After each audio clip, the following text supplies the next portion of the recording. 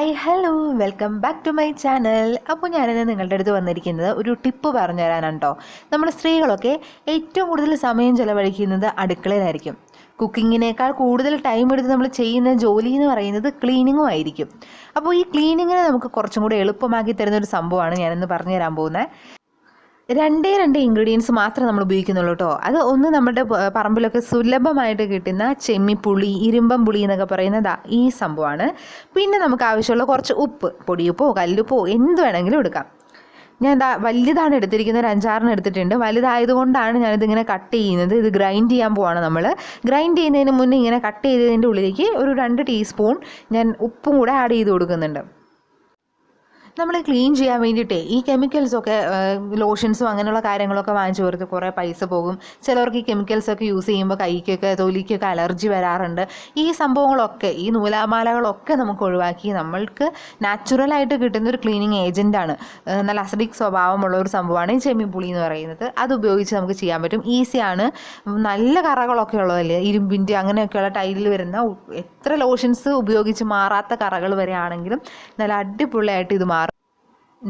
ഇത് ഞാനൊന്ന് ഗ്രൈൻഡ് ചെയ്തെടുത്തിട്ടുണ്ട്. ഒട്ടും വെള്ളം ചേർത്തിട്ടില്ല കേട്ടോ. ചെമ്മിപ്പുളിയും ഉപ്പും മാത്രമാണ് ഉപയോഗിച്ചിരിക്കുന്നത്. അപ്പോൾ നമ്മുടെ ലോഷൻ റെഡിയാണ്.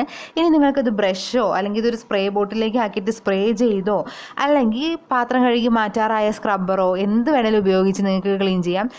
ഈ സൈഡ് ഭിത്തിയിലൊക്കെയുള്ള കറകളാണെങ്കിൽ സ്പ്രേ ബോട്ടിൽ ഉപയോഗിച്ച് സ്പ്രേ ചെയ്തിട്ട് 2 മിനിറ്റ് കഴിഞ്ഞിട്ട് വെള്ളമൊഴിച്ച് കഴുകുകയോ തുണി ഉപയോഗിച്ച് തുടച്ച് കളയുകയോ ഒക്കെ ചെയ്യാം കേട്ടോ. അതായിരിക്കും കുറച്ചും കൂടി ഈസി.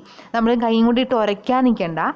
തറയിലൊക്കെ ഒട്ടും കുറേ നാളായിട്ട് ട്രൈ ചെയ്ത് പല കെമിക്കൽസ് ഉപയോഗിച്ചിട്ടും മാറാത്ത കറകളൊക്കെ ആണെങ്കിൽ ഒരു 5 മിനിറ്റ് ഇതിന് പുറത്തൊന്ന് ഡാബ് ചെയ്ത് വെക്കണം.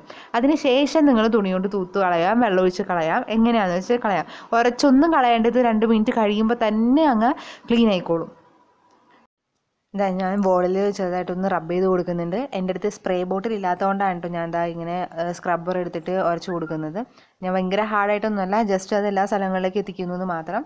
അത് കഴിഞ്ഞിട്ട് ഞാനൊരു തുണി കൊണ്ട് തൂത്ത് കളയാൻ പോവാണ്. തൂക്കുമ്പോഴത്തേ നിങ്ങൾക്ക് അറിയാൻ പറ്റും ആ ഒരു കളർ ചേഞ്ച് എത്ര ഡിഫറൻസ് വരുന്നുണ്ട്. നിങ്ങൾക്ക് തന്നെ ഇപ്പോൾ കണ്ട് മനസ്സിലാകാൻ പറ്റുന്നതാണ്. കണ്ടോ, വളരെ സിമ്പിളായിട്ട് നമുക്ക് ഒട്ടും എഫേർട്ട് ഇടാണ്ട് ചെയ്യാൻ പറ്റും. അപ്പോൾ എല്ലാവരും ഇത് വീട്ടിൽ ട്രൈ ചെയ്ത് നോക്കണം. 100% സക്സസ്ഫുൾ ആകുമെന്ന് എനിക്ക് ഉറപ്പാണ്.